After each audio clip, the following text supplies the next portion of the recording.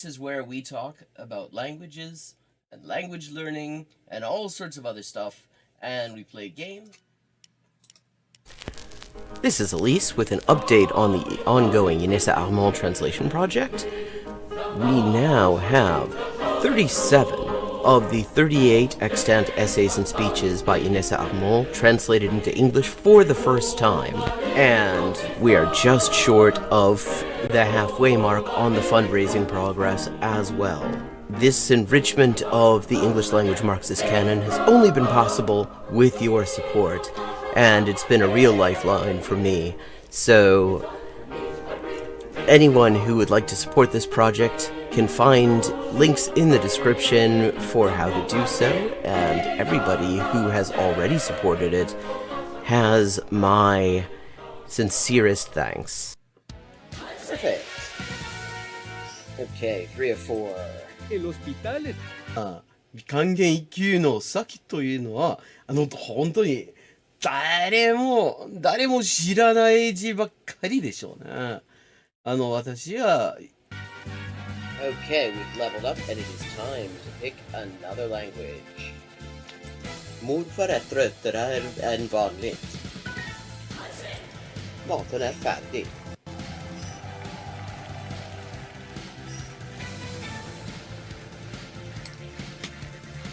And let's see what we're doing when we get back. Greek. We're doing Greek when we get back. Vendetta Days. Her günü kullanmayın.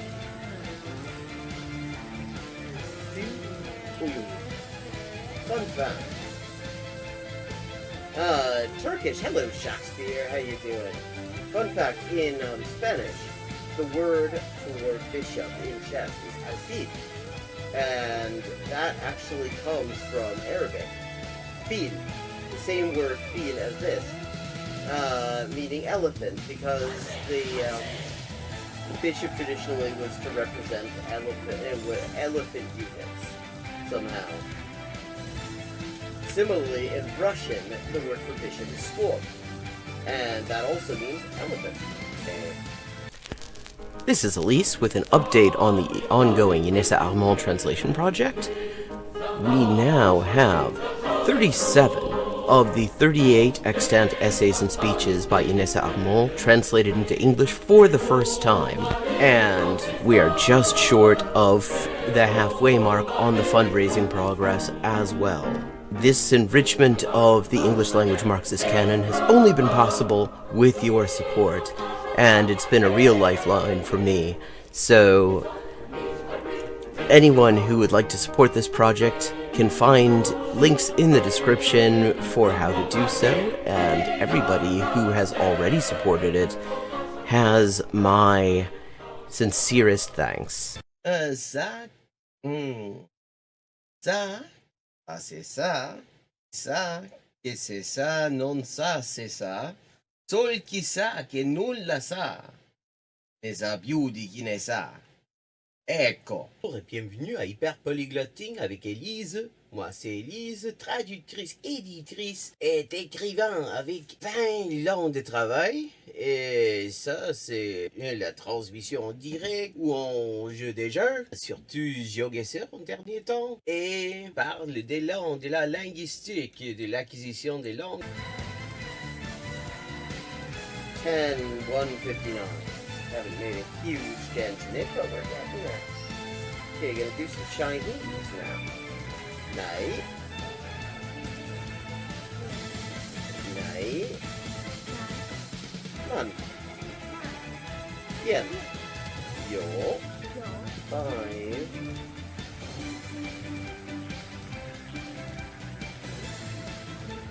Ducks are drinking wine. Bamba, okay, Bambas is duck. Okay, I have now leveled up. Let's see what the XP situation is now. 10,340 out of 12,500. And as always, viewers can choose my next language for me just with a follow and a $5 to my Patreon. Sotto le frasche del capanno 4 gatti grossi stanno. Sotto 4 grossi sassi, 4 grossi e grassi gatti. Un généreux déjeuner régénéré des généraux dégénérés. Un généreux déjeuner régénéré des généraux dégénérés. Facile. Sì, ecco, la gente, è la cosa che mi dice la gente, sempre che scoprisci che quante lingue parlo, io sempre avevo l'impressione, diciamo, di che non era così, non era tan così, ma poi, dopo di aver visto qualche poliglota in YouTube, una delle cose che avevo scoperte era giustamente che la metodologia usata da quella gente poliglota che non avevo mai conosciuta prima, era più o meno la stessa metodologia che usavo io. I buy a computer or what? And here's another example. I like to point these out. For this word for or, but sounds vaguely like Hogun and the Hok in Hogun in Korean or Waku in Japanese, and that appears it is the exact same kind of character. Okay, let me. Un chasseur, sa son chassé, ses chassés sont son chien de chasse. Der dicke Dach. Okay, der dicke Dachdecker deckt dir dein Dach, drum dank dem dicken Dachdecker, dass der dicke Dachdecker dir dein Dach deckt. Hola y bienvenidos al directo de Hyperpolyglotting with Elise. Yo soy Elisa, traductora, escritora, editora y comunicadora social con más de 20 idiomas de trabajo. Y aquí vamos a estar jugando videojuegos, sobre todo GeoGuessr, y hablando de idioma, la mejor forma de aprenderlo y caleta más. Zwei Zwetschgenzweigen zwitscherten zwei tschechische Schwalben. Tres tristes tigres tragaban trigo en un trigal en tres tristes trastos. Oh, I see. This is Diche Ishai Boy, which means do you want food? But yeah, are you hungry? That kind of thing. How are the boys? Cocine da boy. Posso Milao. Pote. When is it? Proteine.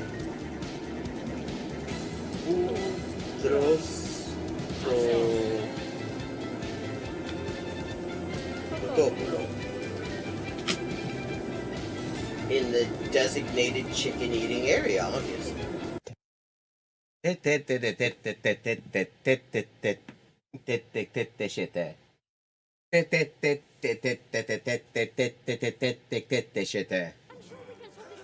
Okay, still 3 times I have to defeat him.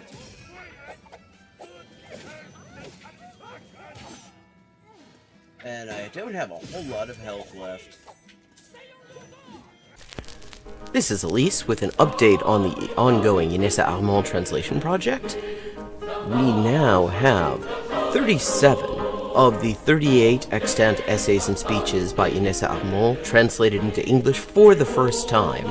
And we are just short of the halfway mark on the fundraising progress as well.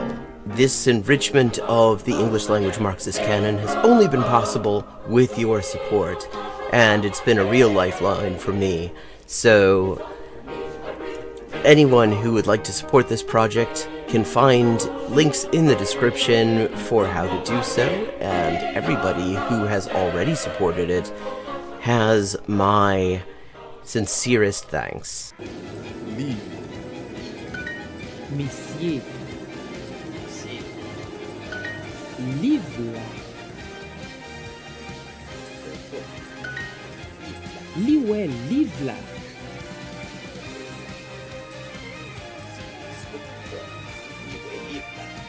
Bucks Mustan kissan paksut posket. Maciej, Yeah. Pierre, C, Wysoki, Maciej, Proč, Inter, Počkej, A, C, Track 6. Aspri petraxes aspri apton ilioxexas proteri. Aspri petraxes aspri apton ilioxexas proteri. Coginio panas. Oh boy. Ad ferad verda ferra ferda vetri. Jacob, Hefed, Hefe. Hefed, Hefe. Hefed, Hefed, Hek, Hek, Hek, Саша по шоссе. А Саша по шоссе несла сушку на счастье и сосала сушку. А Саша по шоссе несла сушку на счастье и сосала сушку.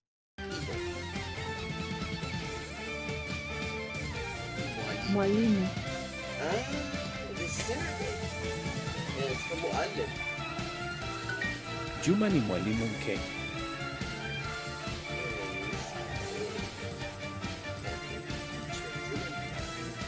Trakt Ирак чима в чипах щемп чавю чи ченчи чини. Чирак чима в чипа да, чирак чима в чипцах щемп чавю чи ченчи чини. Акакит алшит. Хикрин. Акакит алши хикрин. Акакит алши хикринепс. Oh, thanks to cat suns. Meow and the pictures of the fish. That's they will proud. Surfer. Pupu. Yrittävät. Uraista. Omena. Are in the city center.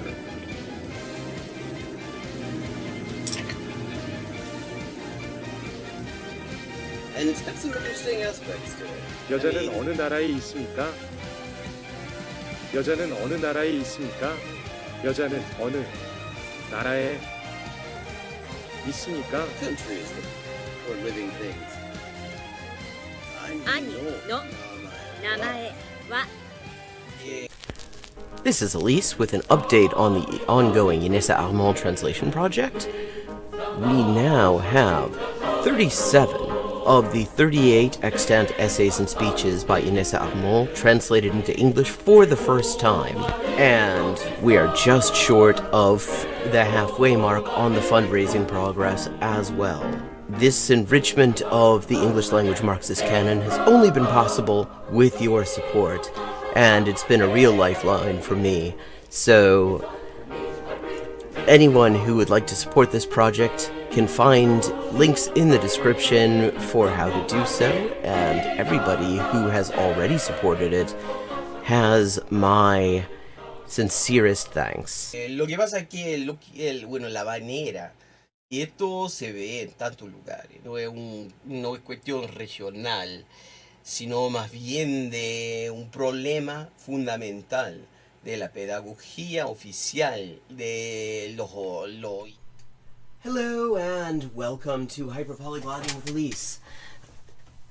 I'm Elise, translator, writer, and editor with 20 working languages, and this is the stream where we're going to answer your language learning questions, look at some Arabic and Georgian learning resources, and support the crowdfunded translation project, which is currently on $495 out of my goal of $1,200.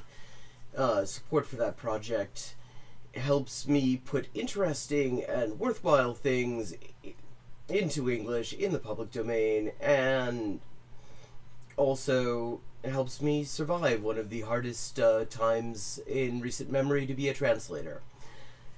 If you want to support that project, let me just drop a couple of links. And also, I think that Discord link actually... Oh, wait, did that Discord link work? Erinnerungsvermögen. Nice to know that it worked. Hello, Badger. Okay, so that's one less link I need to drop in the chat. Where did I put this? Okay. So, there's this. Hello, Badger Pandemiel, I assume. And you can find the finished translations in the current 2 projects right here. Okay, so let's get stuck into it.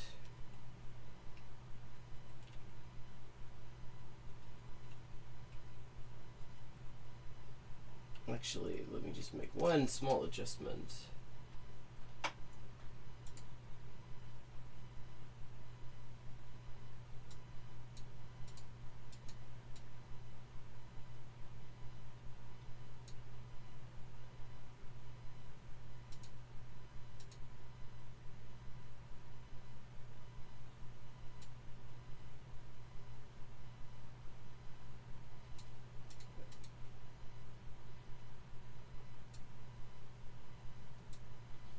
There we go.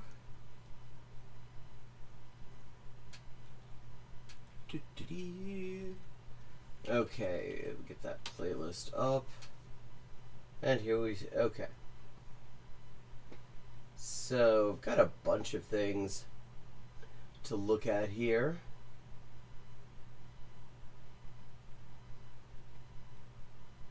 I spent a while just...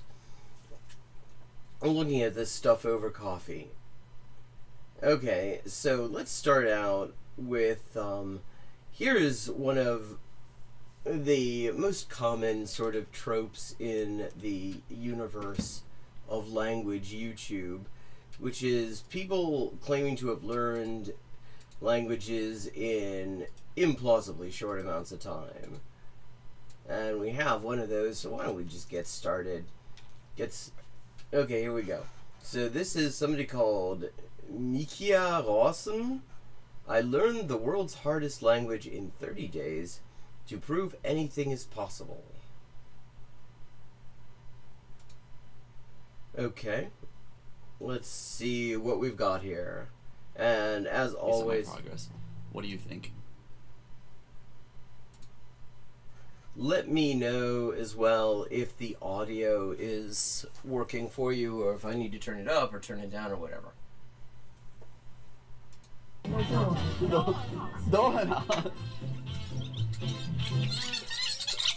I'm currently in Taipei, and I'm here to challenge myself to see if I can learn fluent Chinese in just 30 days. Now, I mean, okay, and the first question is he going to define what fluent means? I mean, at this point, I probably don't even need to say that. I think probably everybody who watches this stream knows that is exactly where I'm immediately going to go, because anyone who is serious about that is going to give some idea what that actually means. I've always been bad at languages. I nearly failed Spanish in high school, and I still can't speak a lick of it. But I do have an ace up my sleeve. Since high school, I've spent the last 17 years running high-growth startups. So I wanted to really push myself and see if I can use the skills gained from running high-growth startups to learn the world's hardest language. Okay. So, grifting skills? In just 30 days. Now, at this point, I need to be very honest with you. I don't know if this is gonna work, but... Okay. If we need to define what it would mean for it to work. What do you expect to achieve in 30 days? What does fluent mean for a 30-day challenge purpose? And of course, let me just say, I mean, he's apparently not... he's not somebody who seems to be selling language learning, so I'm going to go a little bit easy there. But on the other hand... I really needed to. Since selling my business, I've been feeling a bit lost. Like the spark that once fueled my life has faded. For over a decade, learning Chinese has been a dream that I've postponed, admitting defeat year after year. But this is my chance for redemption. Okay, strange, like, moral weight to accord to this, but okay. To me, this isn't just about learning a language. It's about rediscovering my passion for life. However, the Foreign Services Institute says it takes 2,200 hours to learn Chinese. I mean, and, okay. The thing about the Foreign Service Institute is their methods, at least the materials that I am familiar with from them, which admittedly go back a while, they may have improved since, I would hope, anyway, suck. Their methods aren't great, and when they say it takes this certain number of hours, they don't actually say what level you've achieved when you get there, when you've gone through this number of hours. All of that's actually left quite vague.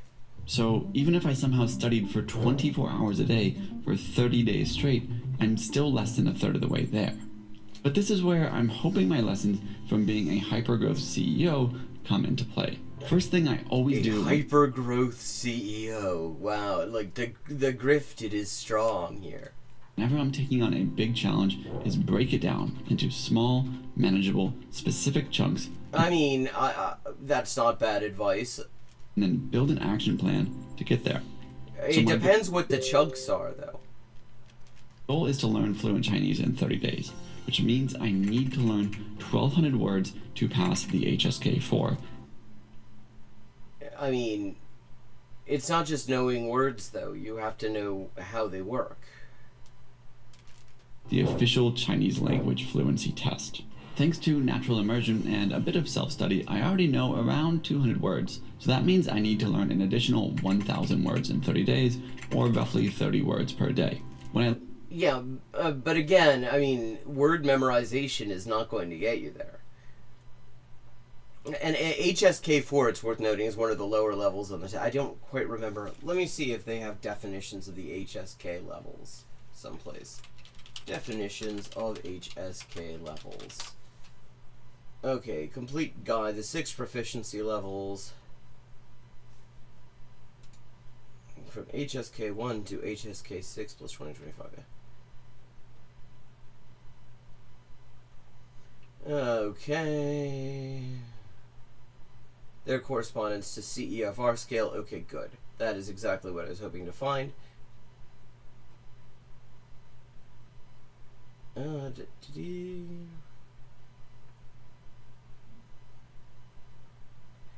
Okay, so HSK1 is the lowest level in terms of ability, and HSK6 is the highest.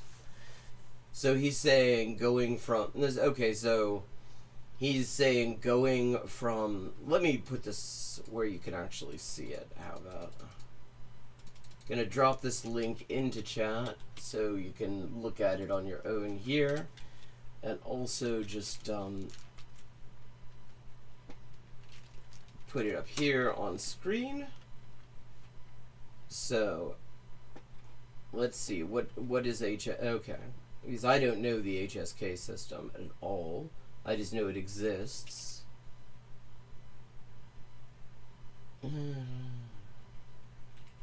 Okay, okay, here we go. Here's what we want. HSK1.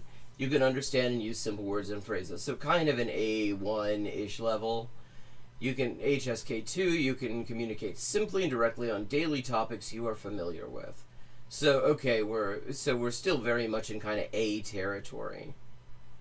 HSK3, you can conduct basic communication in daily life, study and work. Manage most communication when traveling in China. Okay, so we're kind of B1-ish, I guess. Discuss. Okay, HSK4.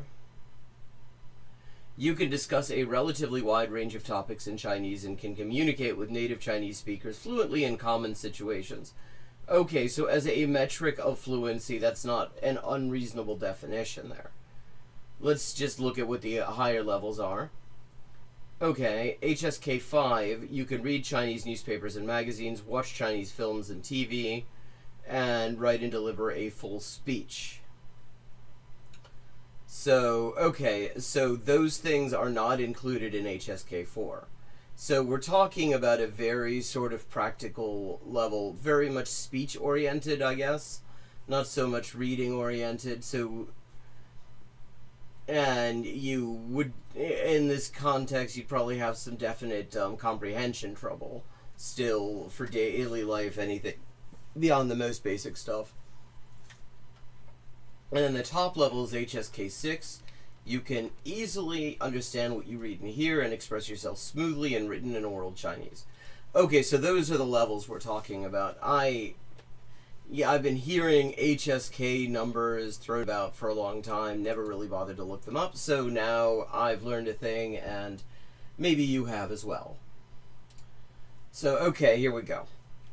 So, HSK4, that's certainly...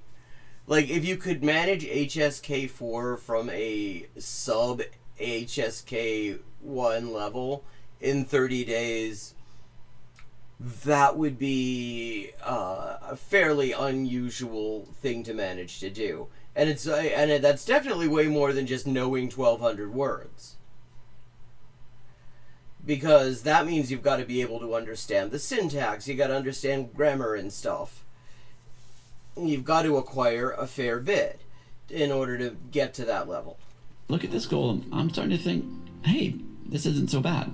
To accomplish that, Yeah, he's thinking it isn't so bad, but it's like he isn't necessarily understanding. This is a problem I've seen a lot of people have when they go in these sort of vocabulary memorization-based approaches, is that they often assume that they can just plug words in their target language into the structures of their native language and it works, and that isn't how that works. So already that's getting off to not necessarily a wonderful start. Let's see if found a very cool software that uses spaced repetition, which is a scientific way to learn things with an algorithm that maximizes perfect learning. But as I'm signing up for it, I get hit with some bad news. There are multiple warnings during the onboarding and as you adjust the settings that basically scream at you, do not try to learn more than 5 words per day. Yeah, and I don't know that I would agree with that either. But I mean, if you're just trying to memorize words and stuff like that, and not picking them up out of just from a context where you're experiencing them, then that's probably not a terrible piece of advice. Because the thing is, the way we work with language is all contextual. Everything is context. That's why if somebody says, hey, say something in Italian or something like that, you blank. Because, what are you going to say? Something about what? You're just going to say qualcosa. But... brain can only handle so much information, and I need to learn 30 words, so the doubt is already settling in. But fueled by unhealthy it's like he's zeroed in on one method already, and not necessarily a particularly productive method to be using on its own, certainly. Caffeine and undeterred optimism, I decide to build my action plan. So my outcome is simple: pass the HSK4 test in 30 days. My key result is to learn 1,200 Mandarin words. My action plan is to learn 30 words per day using my spaced repetition software. It's 1 hour in the morning, then I'll supplement that with an hour of private tutoring every day in person. Okay. So, I guess the private tutoring would help him understand that there are structures to be working with, that you can't just... Okay, so not just memorizing a bunch of vocabulary. Sounds simple enough, right? Oh, how wrong I was. Okay, yeah, I thought so.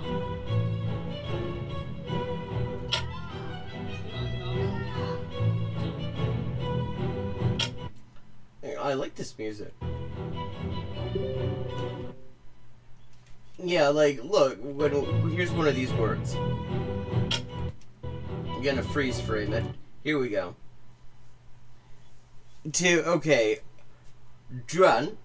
Dren, rather. To revolve, turn, circle about, to walk about. Classifier for revolutions per minute, revs, RPM. Classifier for repeated actions. See, and one of the things you gotta immediately understand there then, if you're going to be able to internalize and acquire this word, this morpheme here, is what classifiers are good for. How does that work? How does any of that? Yeah. Because that is going to be one of the main ways that gets used. Because classifiers are everywhere in Chinese, amongst other languages. So.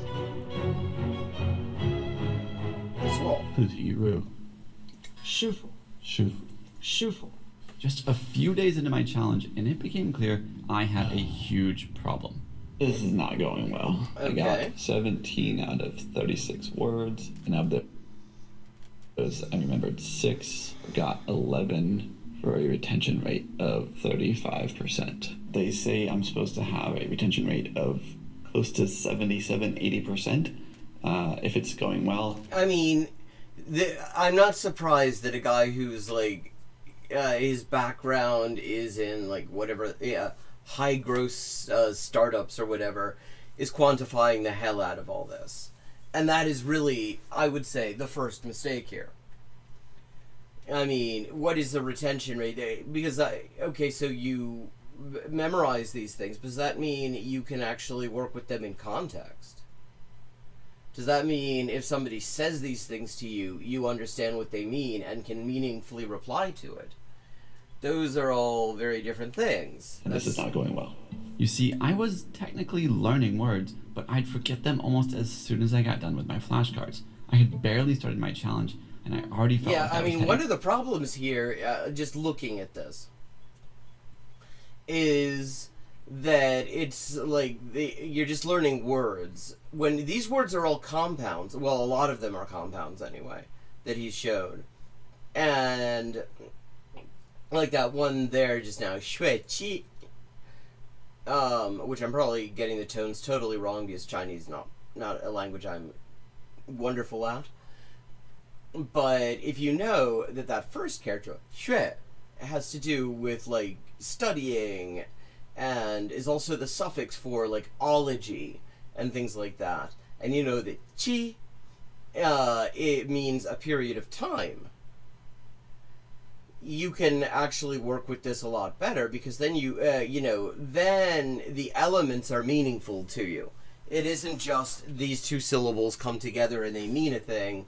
It's that these two concepts come together and a new third concept is born. Into another year of admitting defeat on the street, closing the chapter on Chinese yet again. And so I dug deep.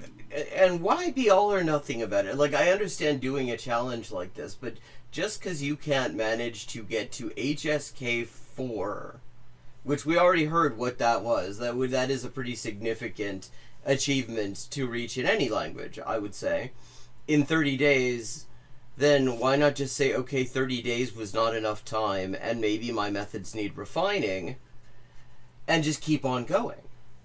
Why does it have to be 30 days? I mean, that's a neat thing to do for a video, and, you can show what you managed in that time, and maybe that'll be impressive inherently just because it's not a very large amount of time to deal with. But, I mean, why give up on it if you can't do it in 30 days?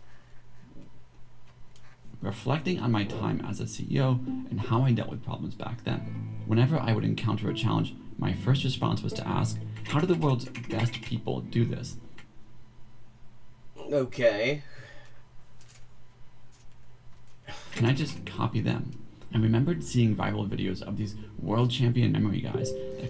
Okay, once again, so he's stuck in this idea that this is about memorizing things. Can memorize an entire deck of cards in just seconds. Yeah, but memorizing a deck of cards is not the same thing as acquiring words in a language. Like, this is a very fundamentally different thing.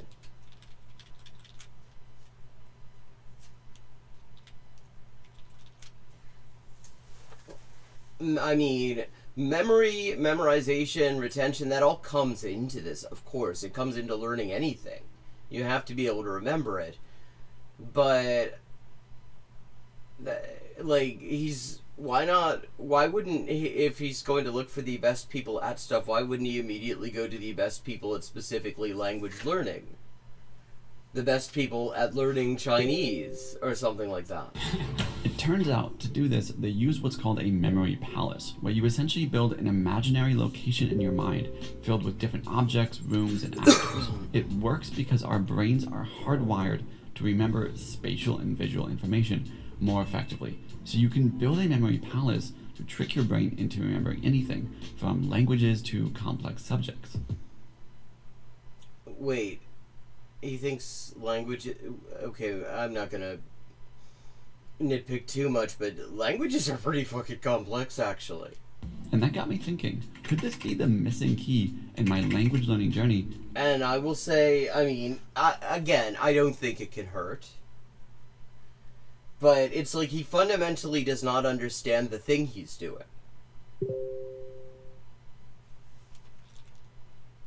Let me just mute Telegram real quick. Notifications are getting distracted.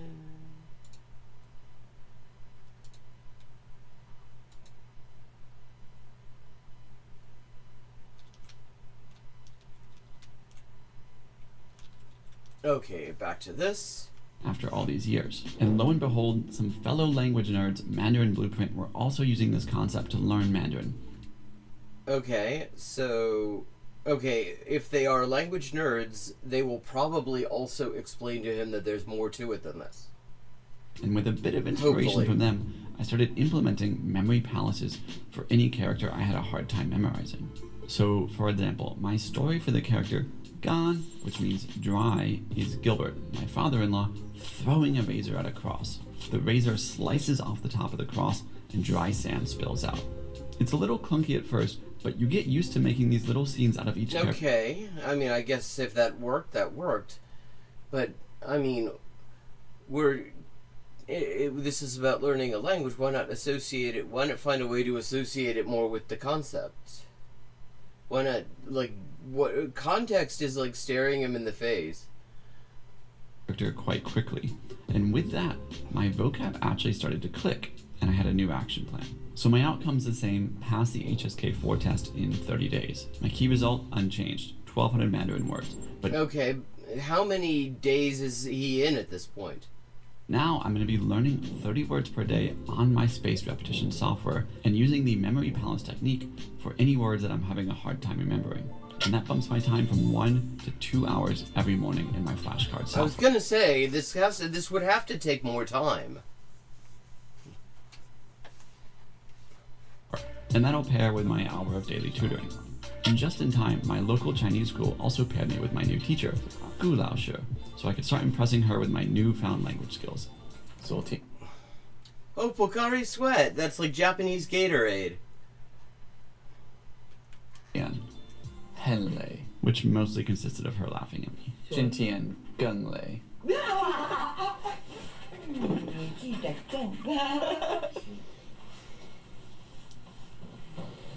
After a week of studying, I started noticing a new problem. I was starting to remember some of the words, but I still couldn't actually use them.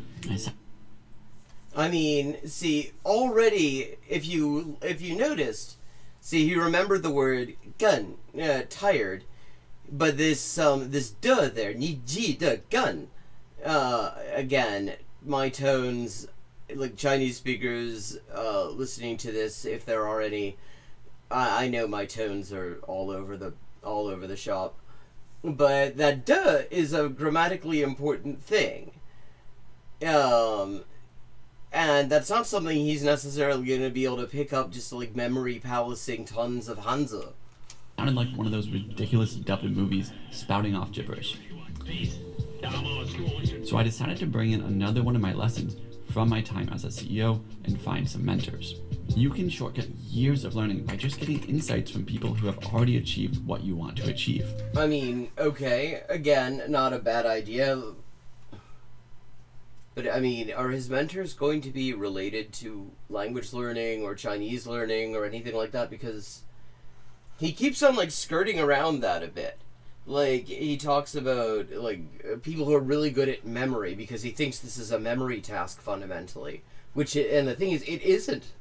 It absolutely is not that. So are these people, is he going to pick the people who will explain to him why it's not that? So the first guy that came to mind was actually the CEO of Hack Chinese, the space repetition software that I'd been using every morning. I knew he had mastered Chinese from scratch, and when I signed up, the onboarding flow told me I could schedule a call with their CEO if I wanted. So this is like an ad for Hack Chinese, I guess. I decided to see if that offer was real, and to my delight, the next day I was on a call with their CEO and sharing my plan with him, which he thought was crazy. Oh, yes, I mean... and also, like, big, like, respect to just saying that, because somebody who's trying to sell software might easily just go along and say, oh yeah, that's a great idea, that'll totally work, just use my software and do it. But I guess he realizes that he has to say that, because if he says, yeah, just do what this dude does and and use this software and you'll manage this in 30 days, yeah, I mean, that's not going to look very good because he's not going to manage that much in 30 days. You want to get to the end of HSK 4 by the end of the next 25 days? That's the goal? Okay, so we're already on day 5 then. Wait, no, day 8. So, huh? The goal, yeah. So, no, wait. It's 30 days. They're in day 8, so surely it's 22 days? Or did he decide to sort of start the count over at some point when he realized his method needed some work? Which would be a reasonable thing to do. But then he gave me some crazy insights that would completely revamp my study schedule. Satisfaction, that's what generates motivation for me, and that comes from having conversations in Mandarin. So if you find a tutor... I mean, that is actually, I mean, again, good advice, actually, not bad at all. And you work with this tutor for a couple hours a day, or even a couple tutors for a couple hours a day, by the end of 25 days, you may find yourself able to chat in Chinese for 2 to 3 hours. Also, get a few different tutors, see what you like better, see which one you feel better at the end. Then I did something else, which is something I always do whenever I meet a new mentor. I asked him if he knew anyone else I should talk to. This is one of... I mean, again, not a bad idea, and he's at the very least starting to zero in on people who have actually achieved the outcome he's trying to achieve, and therefore almost certainly know that there's more to it than just memorizing stuff. Like, that guy already brought in the importance of conversation, both as a motivator and really as, I mean, he doesn't say it, but that's input. And input matters. Like, this sort of character memorization method is a very sterile approach to things. One of the most powerful things I do, because the fastest way to build an amazing network of mentors is to just get in touch with one and then ask for other mentors. You rapidly expand your network and soon you have all the mentorship you need. And what do you know? He also said yes. And soon I was talking with another foreigner who had learned Chinese to a very high level from scratch. He agreed with what Daniel... Okay, I mean, that is not bad advice, but so far the question is any of them going to point out the fundamental problem with how he's conceptualizing the task? Because what he's doing is just, like, you can memorize characters. Like, there's a guy who won the French Scrabble championship because he memorized the Grand Larousse, the French version of the Oxford English Dictionary. But he doesn't speak a word of French. All he did was memorize the stuff. And you would think if memorizing words was enough to actually speak the language, that someone who's memorized La Grande Larousse would be speaking really good French.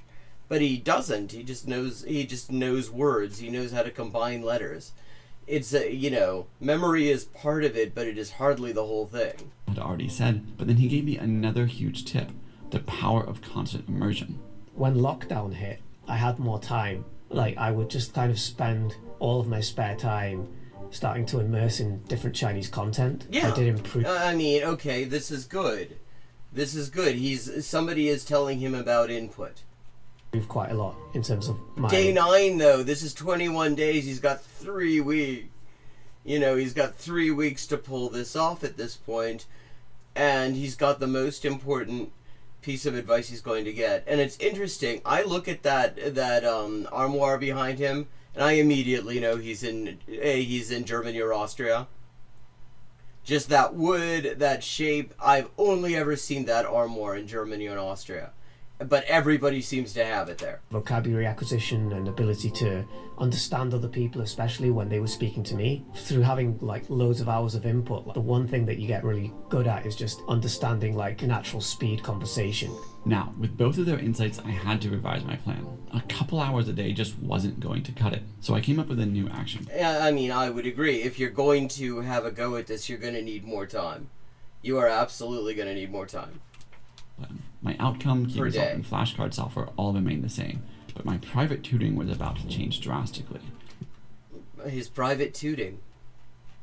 That is as opposed to public tutoring, as was done by Fuck Drunk Sec Def Pete Hegseth a few days ago at a press conference. Rather than doing 1 hour per day, I would start every morning with 2 hours of private tutoring online using an online tutor company called... Like what, before coffee or during? In the morning, talkie that matches you with native speakers. And then in the afternoon, I would do 2 hours of private tutoring in class with Gulauscher.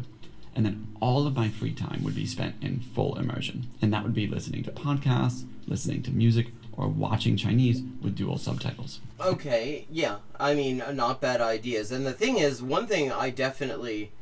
can tell you, on YouTube you will find tons of like podcast material for Chinese specifically geared towards your very early learners. All sorts of input that is made as digestible as it can possibly be for somebody who's just getting started out in Chinese. So right now, I mean, that is like the most important conversation he's had. But he's got 21 days. 21 days. I don't see that. I don't see him getting to HSK4. But with this combination, I mean, he could do, if he, this level of intensity. It will certainly be interesting to see where he gets in 21 days. And with my new plan, I immediately took action. I called my local tutoring company, and the next day started my 2 hours of private tutoring every afternoon. 好，我们看剧就可以去了。好，谢谢你，不客气。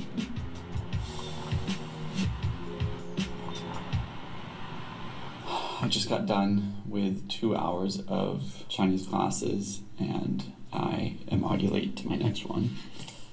Let's get to class. 用印象每个声音。我第一次印象对你是很好的老师。好。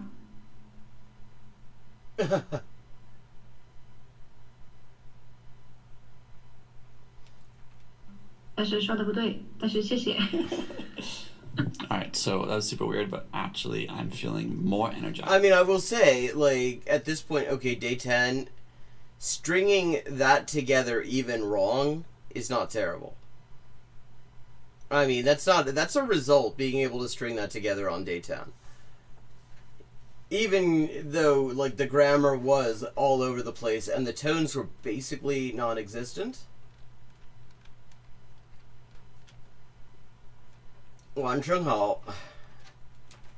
After my class than when I started. So I don't know what that means for us, but we're going to keep pushing and see if we can get to this thing.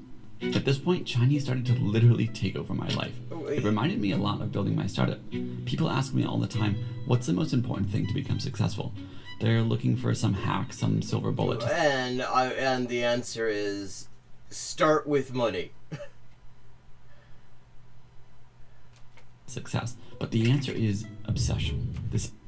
Yeah, well, obsession plus money. Like so many of the elements of what he's doing, there are elements of this that you can do absolutely for free. Like, I mean, in terms of input, like, you can do that without paying anything really except, like, the cost of having an internet connection and stuff. But having private tuition of two different kinds, you know, your italki plus somebody in person, plus he's in Taipei. I don't know what the cost of living is there, but I mean, that's not going to be nothing. I would consider that part of, so like part of this is obsession plus money. The obsession that consumes your mind every waking moment. And from the moment I woke up to the moment I went to bed, Chinese was on my mind. In fact, many nights I'd just stay awake, tossing and turning because I couldn't stop thinking about Chinese. This is never something that just happens. It is a result of deliberate effort where you... I don't know.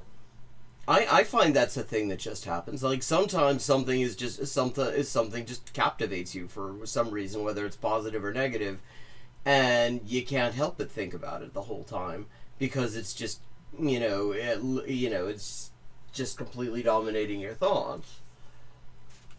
Design your and in this case, I mean, clearly, he said at the very beginning of this that this is the latest attempt that he's made, multiple attempts but he had been wanting to do this for a long time, and he had never actually done so.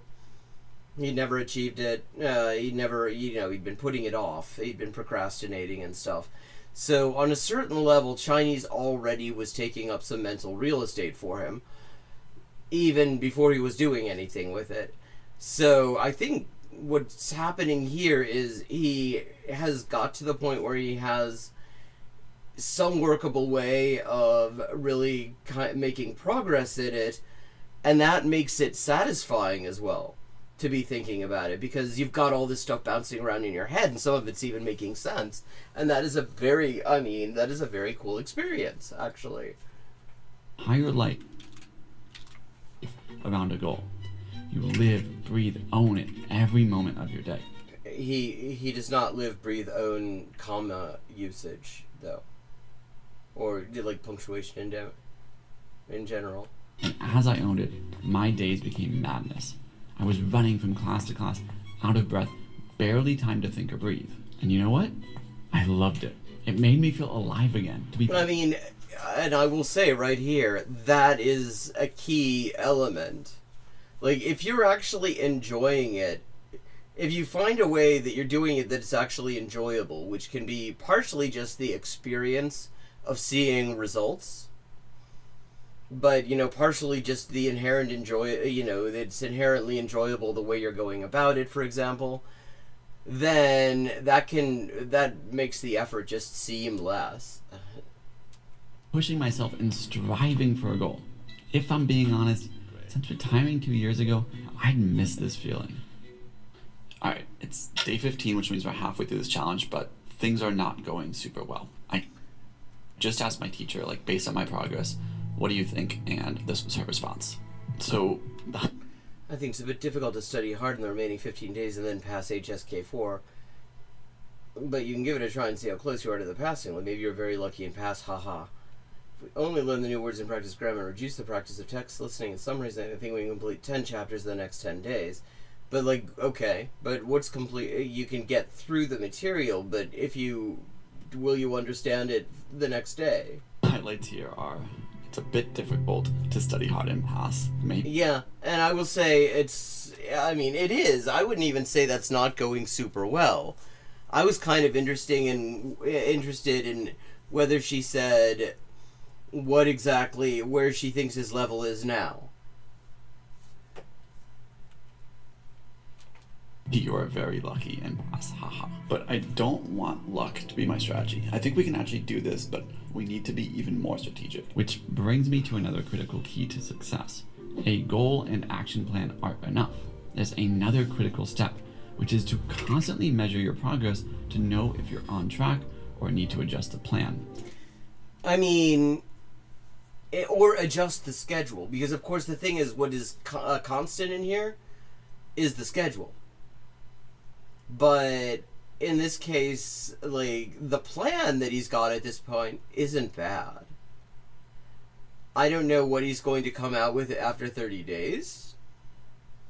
The plan, actually, at this point, I would say, is pretty good. He seems to have begun to understand the nature of the thing he's doing, which is key. He started out really not conceiving of it at all, thinking it was mostly a memorization exercise. And it definitely isn't that. Like, the conceptualization, he has already kind of, to a certain extent, reconceptualized what he's doing, and that makes it more probable that he will actually achieve something.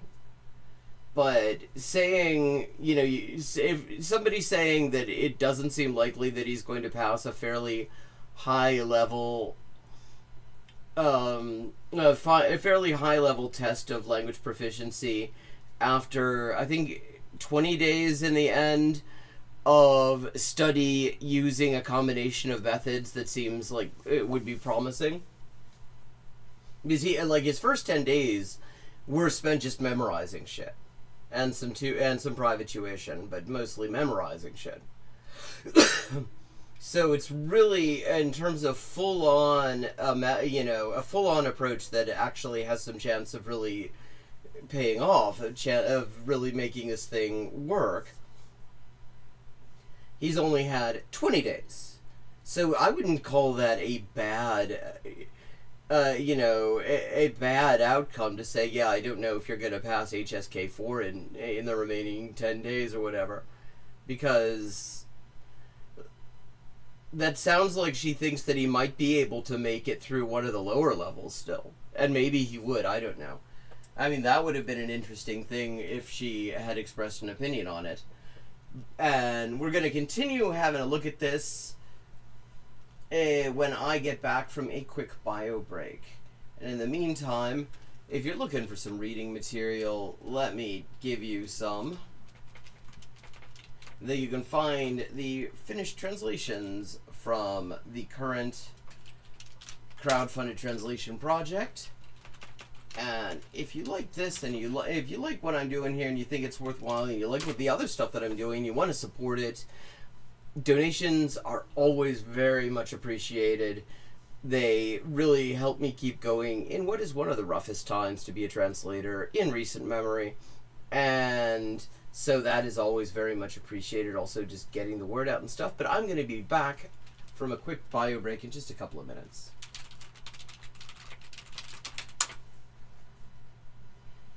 And also, I would be interested in hearing while I'm on break. I've been doing a slightly different format these past couple of weeks. I mean, not slightly different, kind of a totally different format. And I'd be interested in your thoughts on that, chat. But I'll be back. Hi, and welcome to Hyperpolyglotting with Elise. I am Elise, translator, editor, and writer with 20 working languages.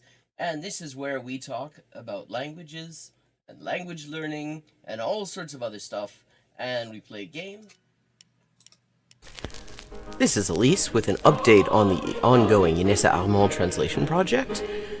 We now have 37 of the 38 extant essays and speeches by Inessa Armand translated into English for the first time, and we are just short of the halfway mark on the fundraising progress as well. This enrichment of the English language Marxist canon has only been possible with your support, and it's been a real lifeline for me. So anyone who would like to support this project can find links in the description for how to do so, and everybody who has already supported it has my sincerest thanks. Perfect. Okay, 3 of 4. 還元1級の先というのは本当に誰も知らない字ばっかりでしょうね。私は Okay, we've leveled up and it is time to pick another language. Morfar är tröttare än vanligt. Maten är färdig.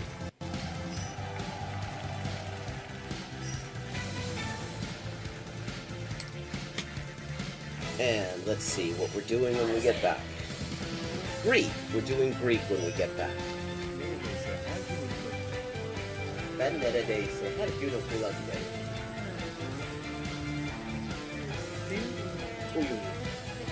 Fun fact. Turkish. Hello, Shakespeare. How you doing? Fun fact, in Spanish, the word for bishop in chess is alfil. And that actually comes from Arabic. Fil. The same word fil as this. Meaning elephant, because the bishop traditionally was to represent elephant units somehow. Similarly, in Russian, the word for bishop is sword, and that also means elephant. This is Elise with an update on the ongoing Inessa Armand translation project. We now have 37 of the 38 extant essays and speeches by Inessa Armand translated into English for the first time, and we are just short of the halfway mark on the fundraising progress as well. This enrichment of the English language Marxist canon has only been possible with your support, and it's been a real lifeline for me.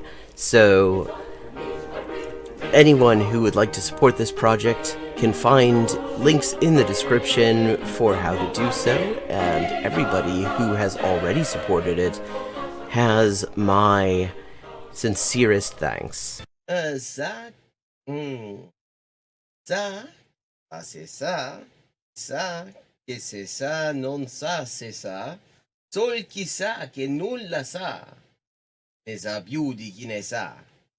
Ecco. Bonjour et bienvenue à Hyperpolyglotting avec Élise. Moi, c'est Élise, traductrice, éditrice et écrivain avec 20 ans de travail. Et ça, c'est la transmission en direct ou en jeu des jeux, surtout GeoGuessr en dernier temps. Et parle des langues, de la linguistique, de l'acquisition des langues.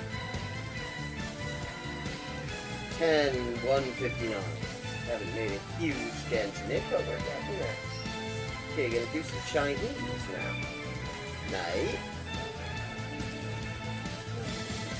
Night. Come on. Yeah. Yo. 5.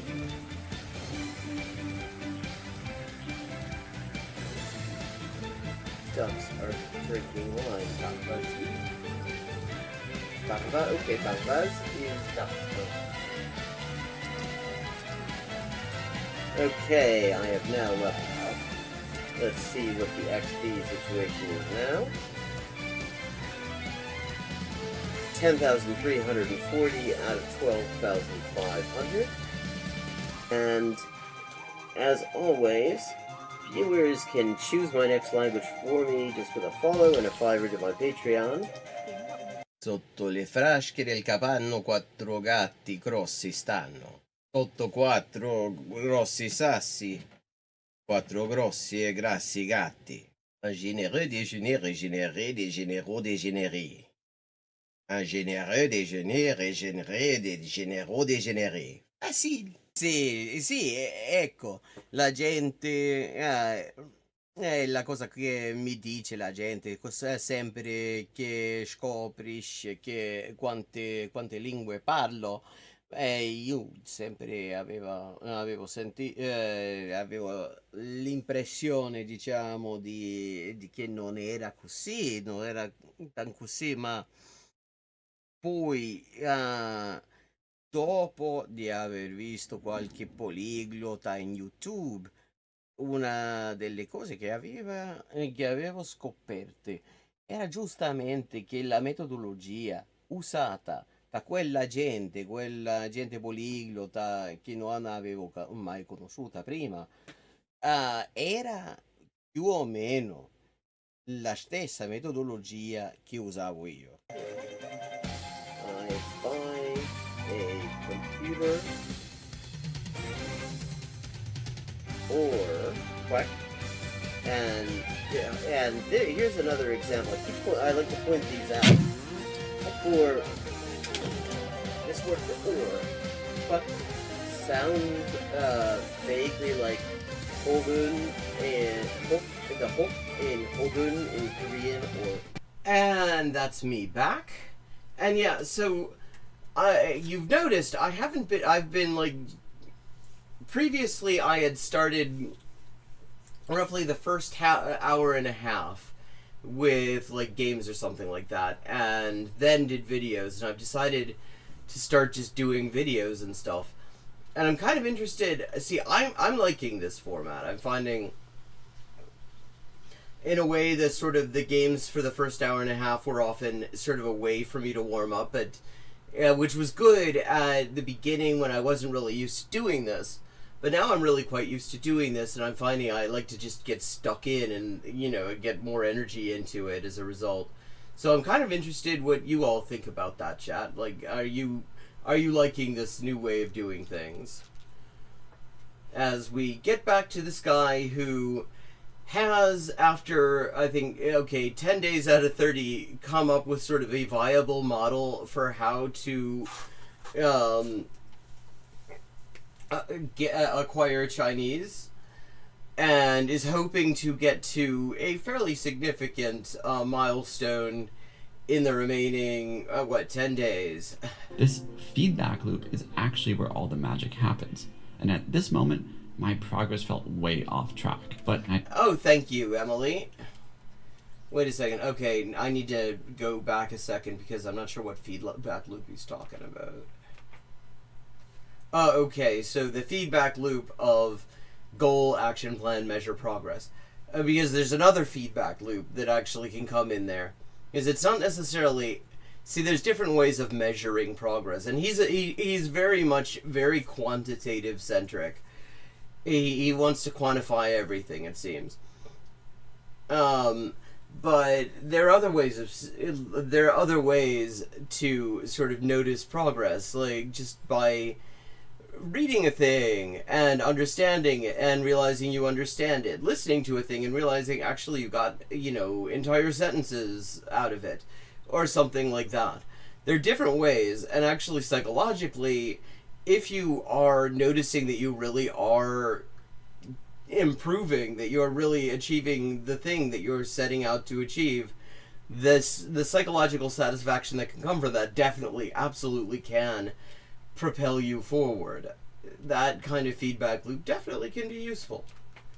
there's another critical step, which is to constantly measure your progress to know if you're on track or need to adjust the plan. This feedback loop is actually where all the magic happens, and at this moment my progress felt way off track, but I decided to do an HSK4 practice test. Okay, that will be interesting. Okay, this is going to be interesting. I mean, I don't know what's in HSK. I mean, I would imagine there's like an oral proficiency interview in there. So is... they have this slick little online HSK test, so let's see how we do. 一，在睡觉，在等车了。我没有提醒他，这条路上的车很多。 It honestly, all this sounds like gibberish. I'm gonna try the reading section and see if we do better.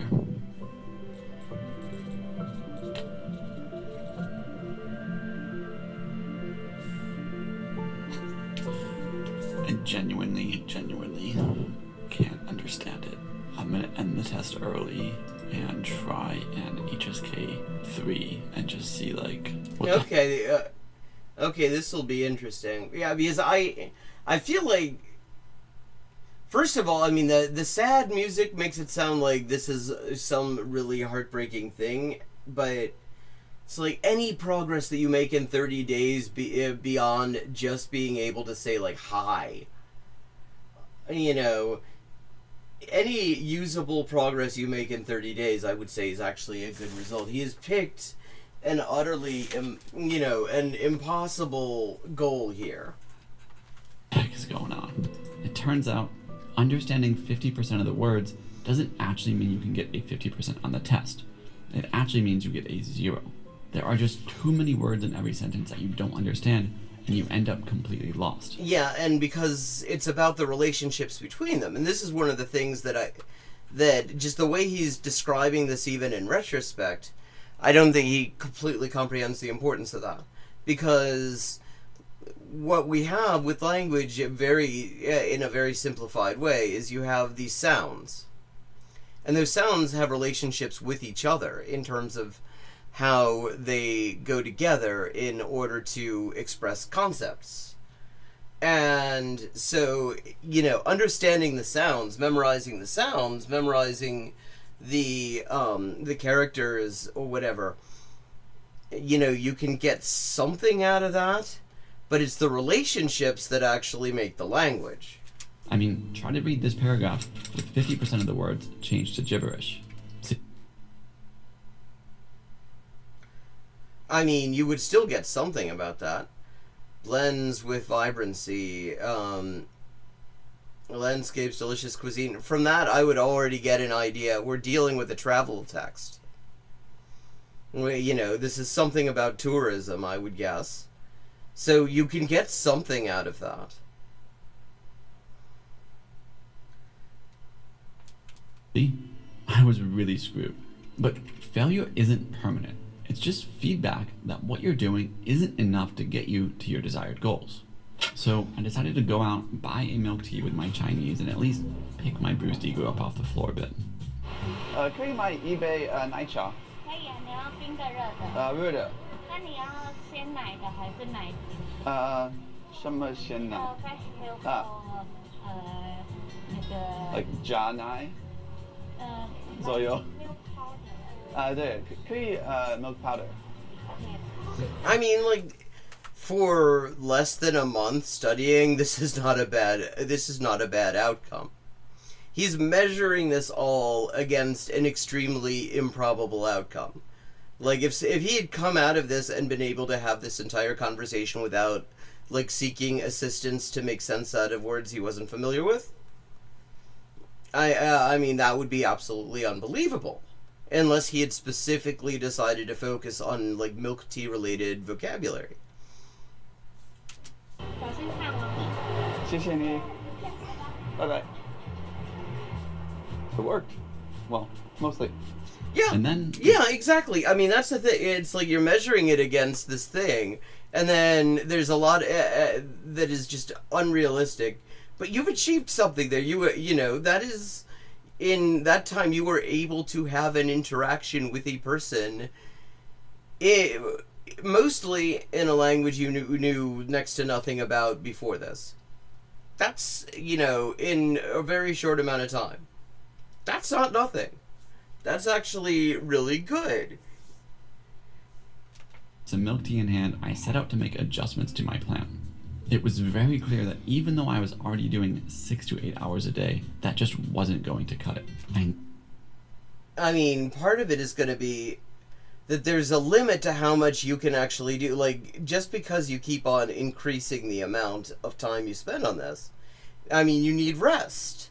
You need sleep. There are other things that are going on. There's only so much your brain can actually do. Needed to step it up to another level.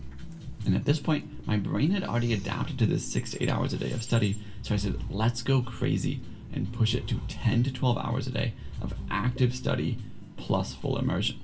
Sometimes when you want something bad enough, being clever only gets you so far, and the only way to get the result you want is just to massively increase your output. See, I mean, it will be interesting to see, because I would feel like he's probably going to sort of hit he's going to hit a hard limit at some point in there. I mean, and on a certain level, he already is hitting a hard limit. But, okay, let's see. Does this...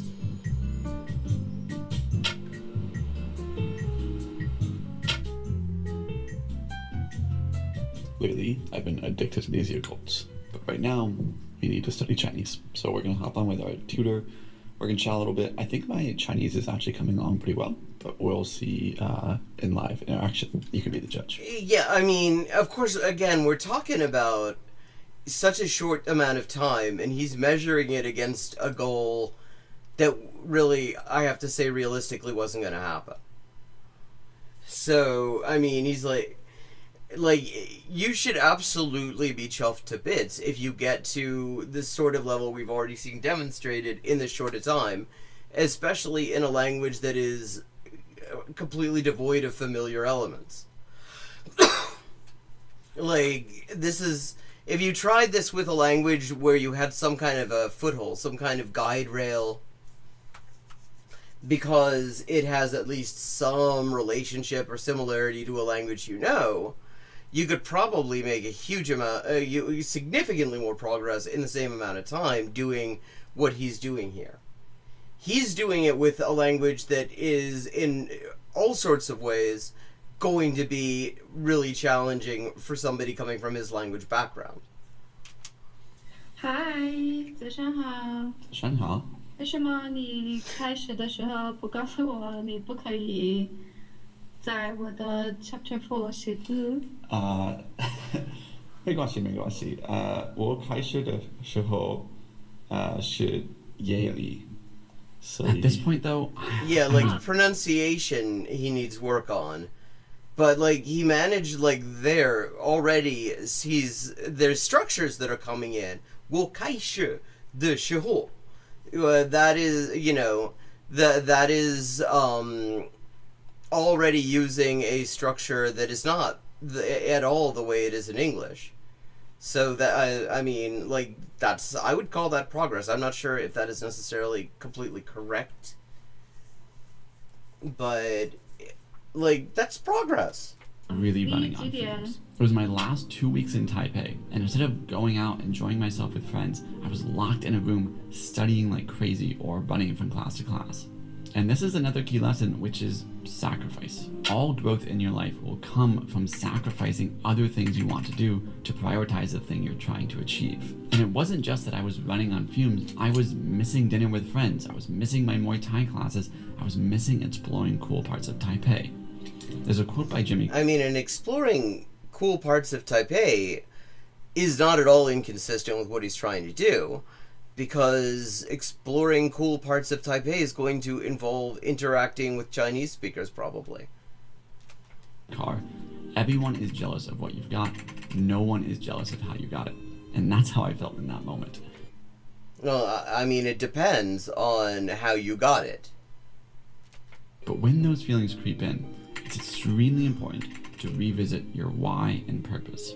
I knew learning Chinese would unlock so much of the world, that my life would forever be better for having done it, and I would prove to myself that I could achieve anything I put my mind to. I also knew succeeding at this specific challenge was an opportunity. I mean, again, wait. To rewrite my own narrative. Okay, rewrite his own. What are we talking about here? A narrative that says I'm a bad student who can't learn things. And oh, okay, yeah. I mean, and I think to a certain extent if he is measuring this against realistic goals, he should already be very much seeing that the issue was very much one of method, and probably also motivation was in there too. Because like if he used like he said at the beginning, he'd had several years of Spanish in school, and apparently he passed it, but he can't do anything with it. Well, I mean, as an English speaker, if he were applying this kind of methodology and this level of intensity to try to get to that sort of level in Spanish in 30 days, I mean, I think you would have probably a reasonable shot at it. I don't know about getting to the equivalent of HSK4 in Spanish in 30 days, but if he started, but I think he would probably be at the very least at the same level he's at in Chinese, because so much of this comes down to method.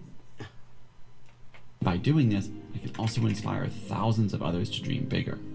Now, revisiting these things didn't change my life overnight. I was still tired, I was still exhausted, but it gave me this is another factor, because at a certain point, and this is what I'm talking about with hard limits.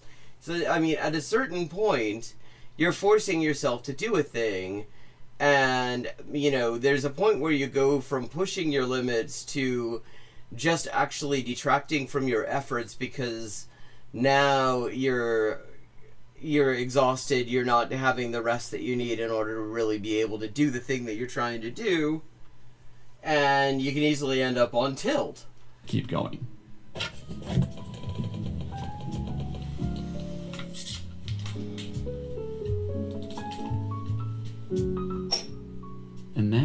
something miraculous started to happen. I started to hit my stride. My brain and body fully adopted the schedule of 12 hours a day of studying, and it was like I was on autopilot. I'd wake up, study my words, private tutoring, study. Yeah, of course, if it's on autopilot, that could mean you're not actually absorbing much either, because that doesn't sound very much like active engagement.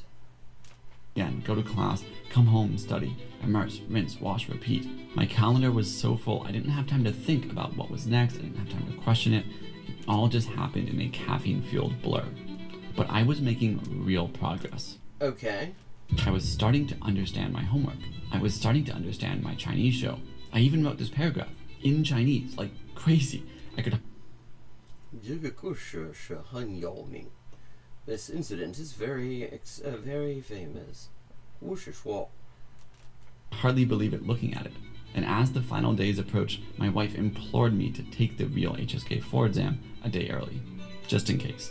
All right, here we go. We're gonna take the HSK4 test and see if we are actually fluent. It started out a bit rocky, then I hit my groove, and I started answering question after question. But then I started running out of time. In a rush, I finished as much of the test as I could, only to find out we failed. We're very 165 out of 300, though. Out of a pass mark of 180?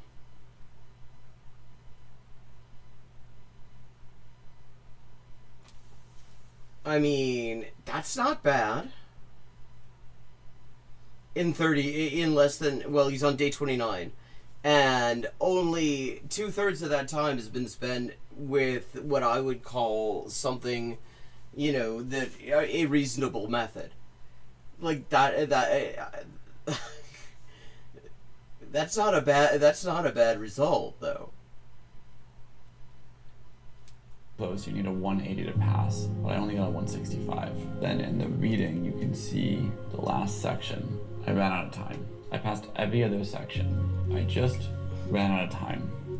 I think if I had more time, I could pass, but as of now, it's a fail.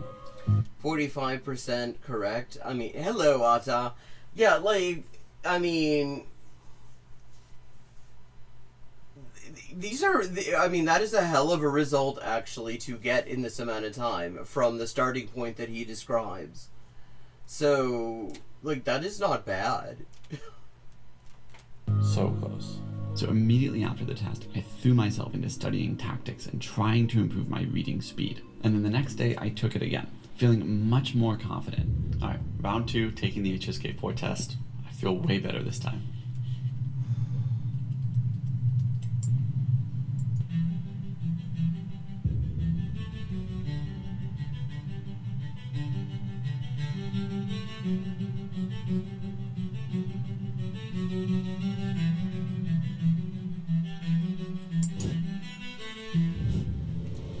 Moment of truth. Let me just review. Yeah. Yeah, okay, 170, like, 176? That is, I mean, that is a fucking result to get in, like, 20 days. Because I don't even count the first 10. Because the first 10 were mostly him realizing on a certain level that his method was inadequate. So, like, so really seriously working with a method that makes sense, he only spent about 20 days. So, I mean, that is a hell of a result. And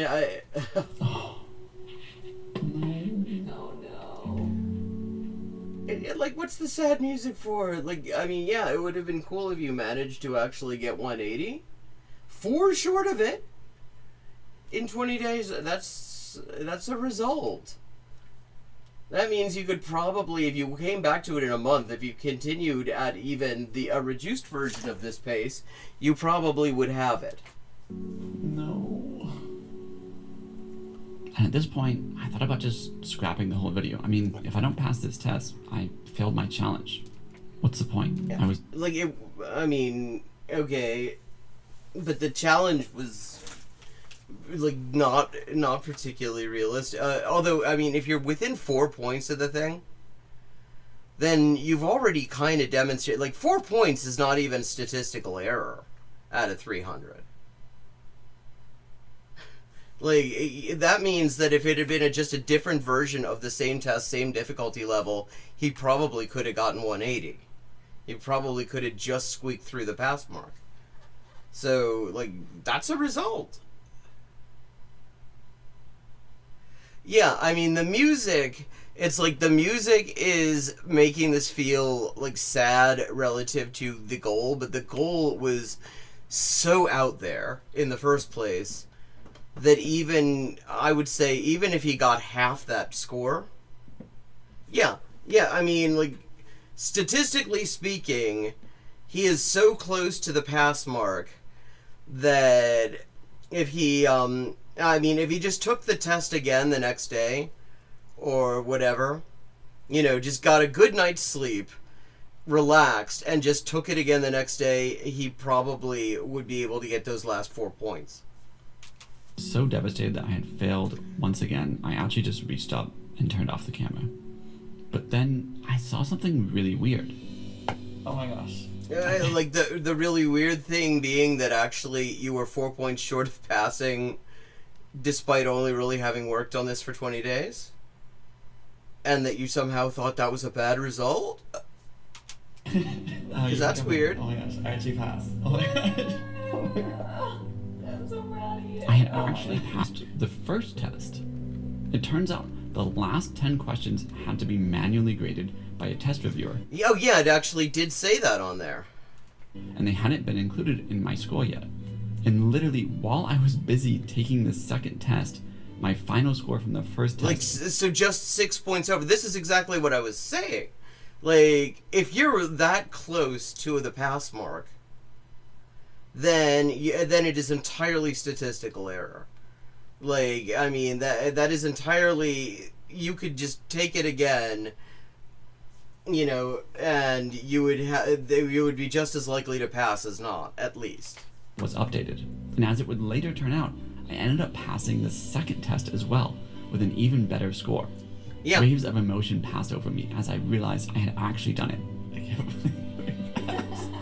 I can't believe we actually passed. I had broken my own narrative, and finally, of course, it seems like the one thing, the HSK, it sounds like there's no oral proficiency. Because it sounds like he probably would be having trouble with the oral proficiency. Because, like, I was listening to his pronunciation, my tones are flash. But he definitely, his were all over the place and stuff, and he was having trouble with the spontaneous production of language, which, again, like, in this amount of time, you're going to. Like, that's not a failure. But, I mean, still, like, that is a result. Made possible clearly by the fact that he was actually able to dedicate this kind of time to it. Like, learned Chinese, but I still had one more test to pass. I needed to head to the local market and see if I could actually use my Chinese in real life and interact with the local aunties to buy some food. But before that, my Chinese teacher, Gu Lao Shi, had mentioned that there was a very famous bread spot in Taipei. She told me she always wanted to try it, but that it was too far from her house. So right then, I knew exactly what I needed to do. Eat. That's a good idea. It seems like he might not have been doing enough of that. 请问，我听说你有很有名的面包。有名的面包，对啊，这个啊，亮桂圆。这个是最有名的。对，对啊，亮桂圆。对，还有荔枝玫瑰。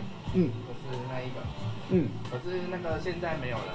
现在没有。要4、5点。Yeah, like, yeah, this is. I mean, it's like even I can tell he's not really getting the tones much, but clearly he's making himself understood, and he's understanding. 现在可以买这个。可以，然后柜台可以帮你切。OK， 谢谢你。这个2小。你好，你可以切。 Nice to see the masks.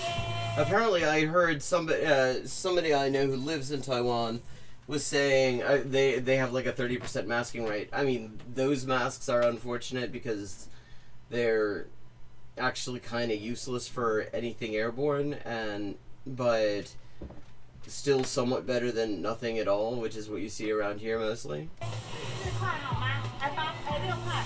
对啊。好，6块。谢谢你哦，稍等一下，谢谢。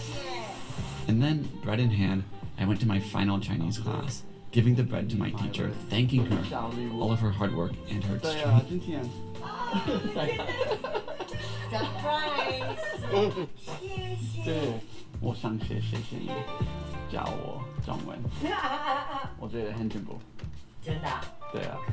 And then with Yeah, like that, I headed off to the local market to test my newly mastered Chinese with the local aunties. 请问这个叫什么名字？炒菜锅。炒菜锅，可以现在吃？可以。什么味道？这是咸的。咸的。对。可以买1份。多少钱？谢谢。 yeah, I mean, like this is like not bad at like as a result, not bad at all. It's like he's clearly like his pronunciation needs work. But yeah, I mean, and that's 20 days with what I would call reasonable methods. So not bad. 成功了，我想尝尝。他说是一点咸的。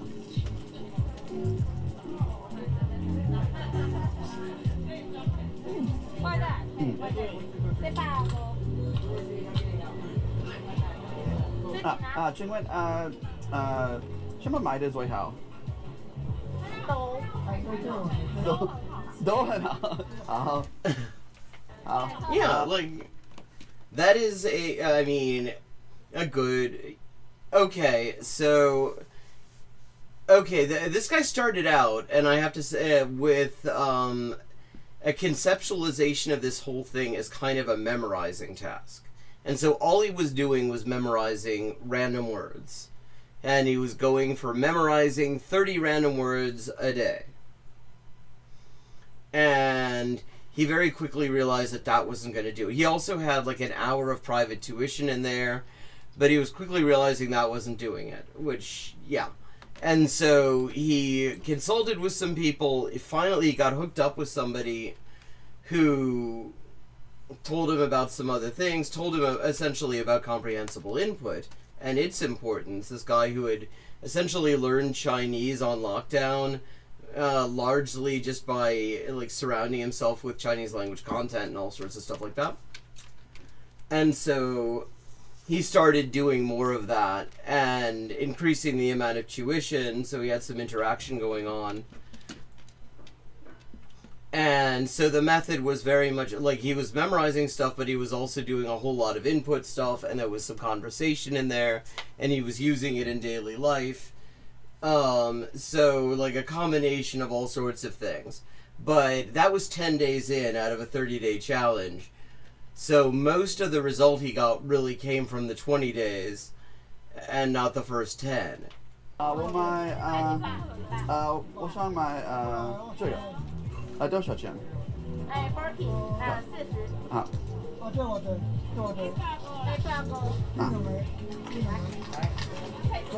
快着。谢谢。很好吃，可是有一点干，所以现在我可。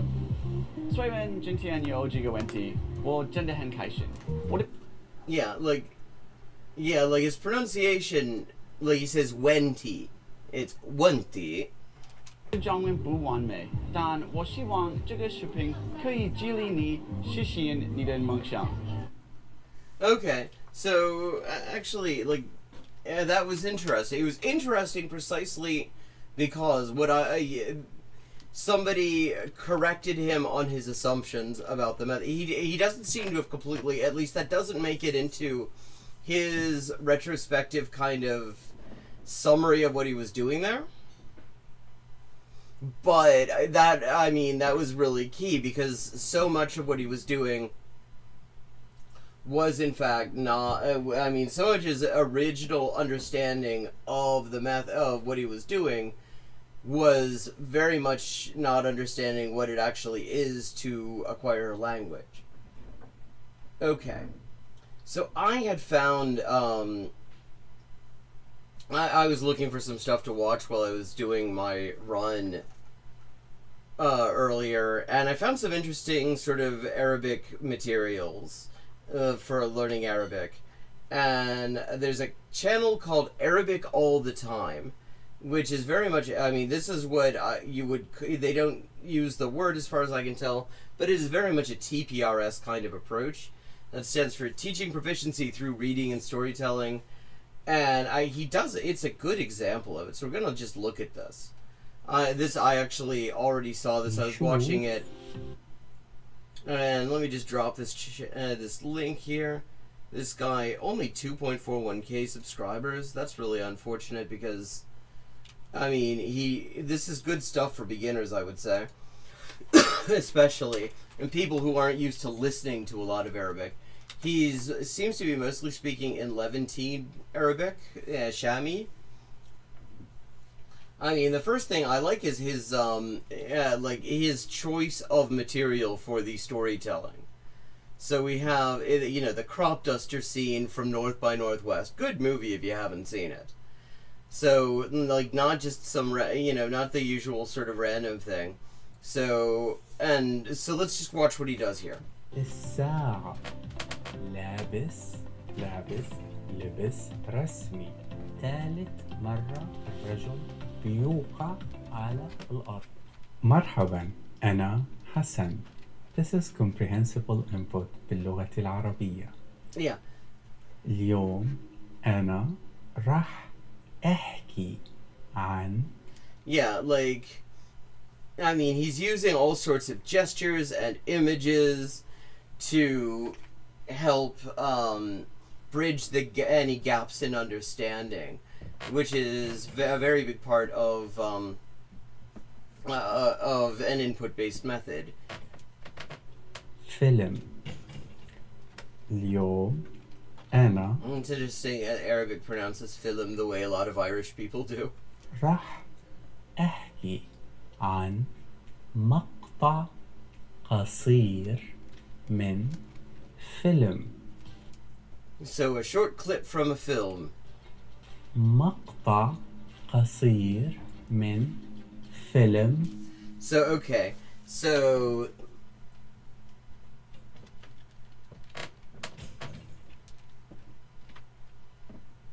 Oh, lovely to meet you too, shoots up.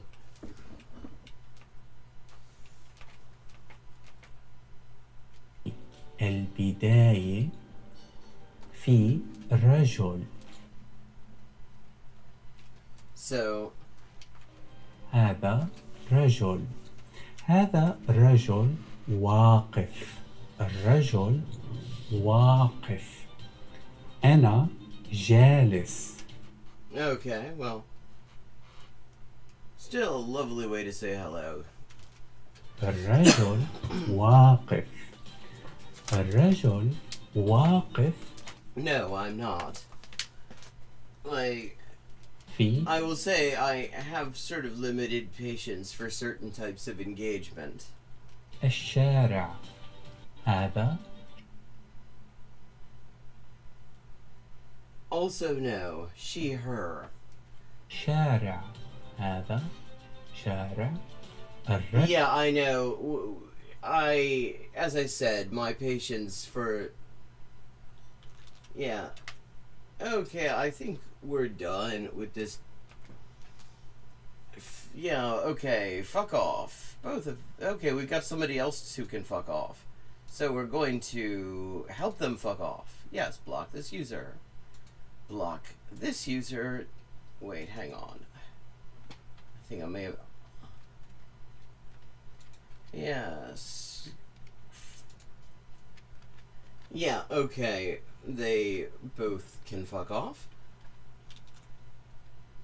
Although, even showing up to be assholes increases the engagement of my stream, so joke's on them. Okay, so what he's doing really well here, especially for like beginners, people who aren't used to listening, and people who aren't used to Levantine Arabic, Shami Arabic, is how he's making use of the visuals, and he does a lot of repetition too. If you watch this, رجل واقف في الشارع. كمان في باص. هذا باص. في رجل وفي باص. هذا شارع. الباص عم يمشي. الباص عم يروح. الباص عم بيروح لبعيد.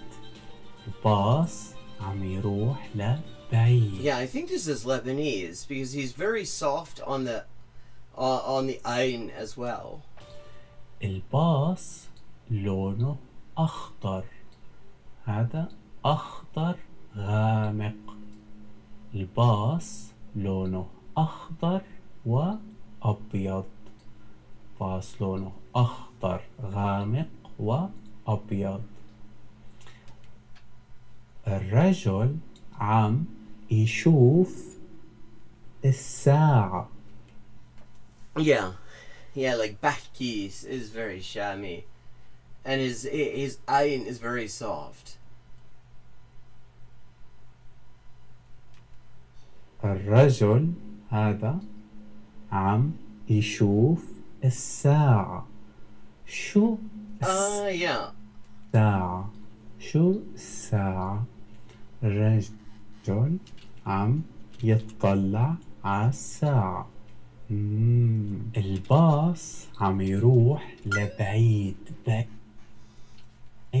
بعيد مو قريب. لا. Yeah. So, I mean, he's doing a lot of things really well here, I think, for a sort of, especially sort of beginner level TPRS kind of approach. He's doing it really well in an online setting as well, because, this whole setup, very simple to follow visually. You've got the thing that he's describing here, the scene from North by Northwest, which is just an interesting choice of material to work with.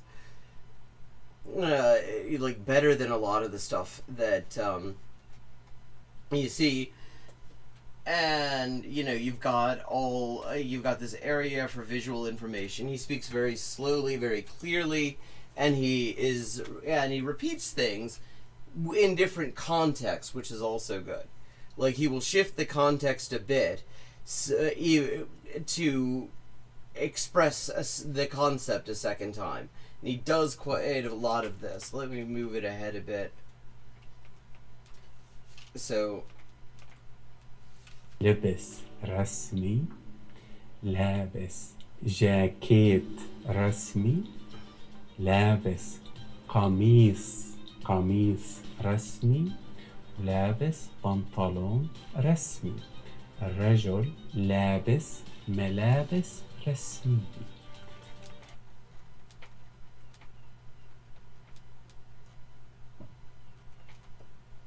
واقف وعم يشوف الطيارة.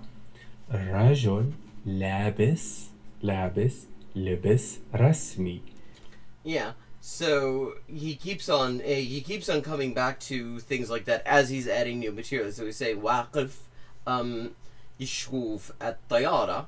He's watching the airplane, and then he comes back to what he's wearing and stuff. Like, this is really, really well done, I think. And the thing is, the cool thing about this is you could revisit this for different levels, too. Like, he's talking about this in a very... He's getting the sort of material out of it that you can get out of it for somebody whose understanding of the language is really, really limited, is virtually none, is like virtually at zero, like somewhere in the kind of A1-ish range or below. But you could take this and then at different levels you could revisit this and add all sorts of stuff in there, which is a really cool thing. It's a really cool thing about the whole TPRS approach, because it is very, very kind of scalable in that sense. لابس جاكيت رسمي. قميص رسمي. جرافيت رسمية. خرافيت. الرجل لابس لباس رسمي. الرجل عم يشوف الطيارة. اوكي خلينا نشوف. الطيارة عم تطير بالسما. Yeah. So that is Arabic all the time, which is clearly an undersubscribed channel, because this is like for beginner stuff. This is actually really quite good. Very happy, you know, that is just like a interesting choice of material to work with, and a really just in terms of a model for how to make this kind of material accessible to somebody at a really early level. And this is an excellent example. And he does, you know, and he does the whole thing in target language using visuals to help fill in gaps.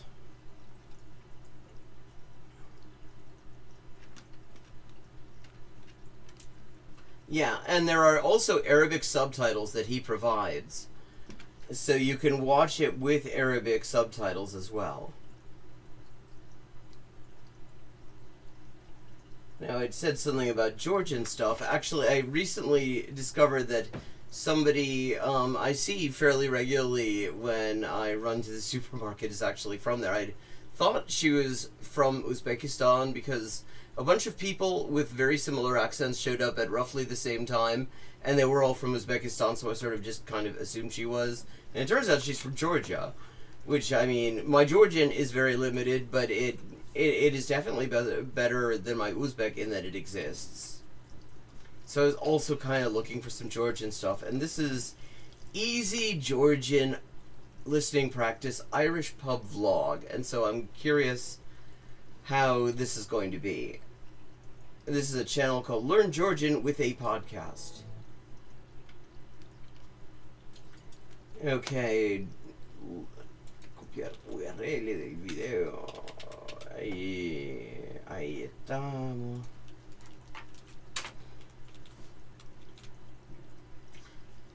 It's actually so rare that I get assholes in here.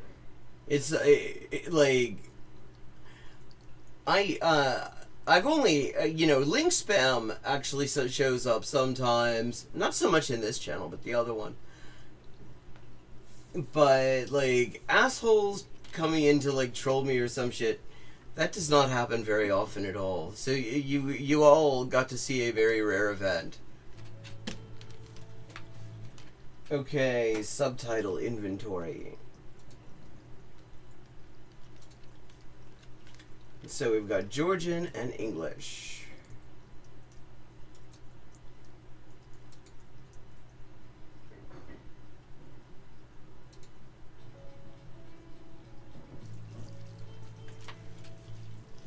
Okay, like... Oh wait, it has built-in subtitles. Audio's a bit funky. Hey, Riveroon, you missed the assholes. Oh, I already blocked them. Okay, so here we go.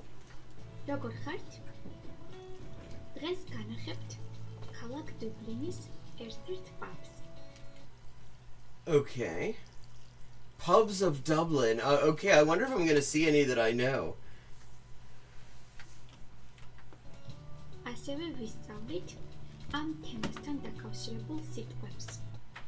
Oh no, I do not know this one.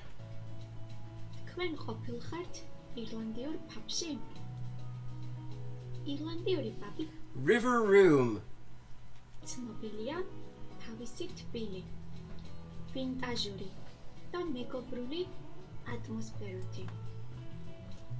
Pabis vintajuri interieri. Aveji. Suratebi. Knis mshwit garemos. Okay. So we have nice visuals. She speaks slowly. She's, you know, and let me see. How's the English subs? We're going to add those in there and have bilingual subs. See what that's looking like. სადაც შეგიძლიათ განიტვირთოთ. ირლანდიის ყველა ქალაქში არის ისტორიული ფაბი, Okay, yes. რომელიც რამდენიმე ფართობით Yeah. ან ასობით წელია არსებობს. ასეთი ისტორიული ფაბები გამოირჩევა ძველებური, რუსტიკული სტილით. უნდა Okay, now I'm actually just curious what other pubs she's gonna look at. Because I've been to a lot of pubs in Dublin. Great place to check out pubs. რომ მომწონს ძველებური სტილის გარემო და ატმოსფერო. ირლანდიური ფაბი არის მეგობრების თავშეყრის ადგილი. შაბათ-კვირას ოჯახთან ერთადაც ხშირად მიდიან პაბში საჭმელად. And nice to see that. And nice to see those flags too. პაბში ასევე ხშირად არის ტრადიციული ირლანდიური მუსიკა. Oh, a trad music pub. Those are the best. რომელიც თავისებურ ხიბლს სცემს ფაბის ატმოსფეროს. მუსიკა ძირითადად არასკევს ან შაბათ-კვირას საღამოობით არის. Oh yes, that's right. I did call you Richard Rune. Yes. ფაბში შეგიძლიათ დალიოთ როგორც ირლანდიური, ისე უცხოური ლუდი და Those are both Irish, though. სხვა სახის სასმელები. ის ლუდი არის აქვს თავისებური უნიკალური გემო და ფერი. აუცილებლად გასინჯეთ გინე ფაბში როგორც Oh god, those are beautiful chips. Now I'm hungry. Those are like the best looking chips I think I've ever seen in a pub. Yes, Richard Rune. ძირითადად არის ბურგერები. Now I just want those bloody chips. კარტოფილის ფრი და სალათები. Salatები. დღეს მე შევუკვეთე ცხარე კარტოფილის ფრი ცაკასთან ერთად და ჩამოსასხმელი. Okay, where is this? Okay, this isn't toners. ასევე აქვს ეზო, სადაც არის რამდენიმე მაგიდა. Oh wait, this could be toners. სასიამოვნოა გარეთ დაჯდომა და განტვირთვა. Okay, and she offers. Okay, so we've got these words too. She's got sort of a vocabulary list. So we have anobili, famous, megobruli, friendly, mshvidi, calm, zeleburi,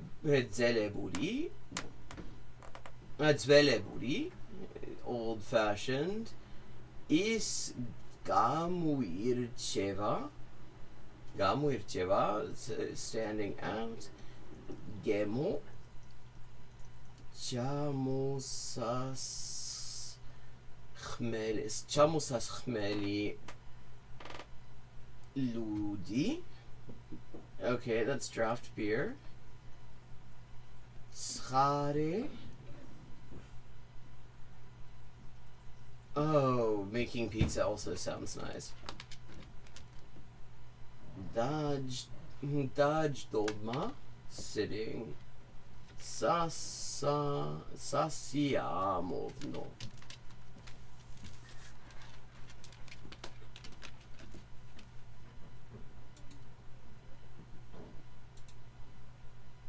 დღეს ვისაუბრეთ ირლანდიურ ფაბზე. დღევანდელი ლოგის ბოლოს ვისწავლოთ რამდენიმე სიტყვა ქართულად.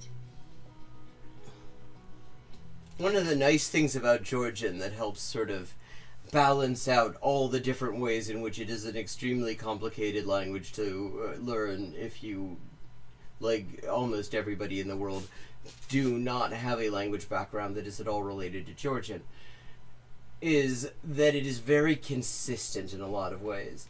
Like, pretty much everything is formed in a predictable way.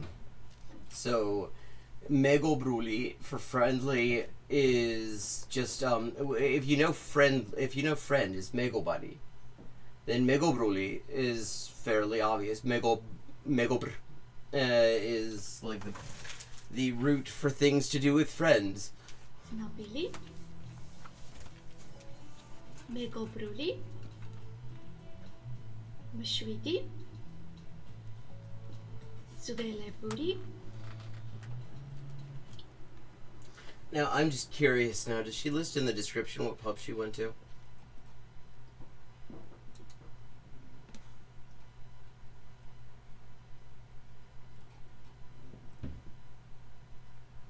Oh, damn, no comments and no description. And this is only 180 subscribers. Wow, I mean, that was pretty good. That was good input right there for a language that it's actually not all that easy to find good materials in. So, okay, we've got like 15 minutes to go, and I thought we would see what Kevin over there with English for Everyone is getting up to.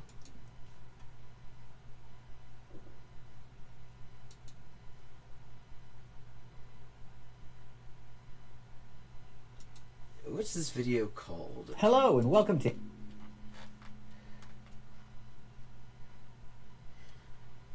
College Vlog Comprehensible Input. And it seems to be his usual thing of slugging off non-native English language content creators.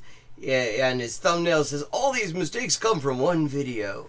So yeah, let's see where we're going. English for Everyone, where we practice real-life American English.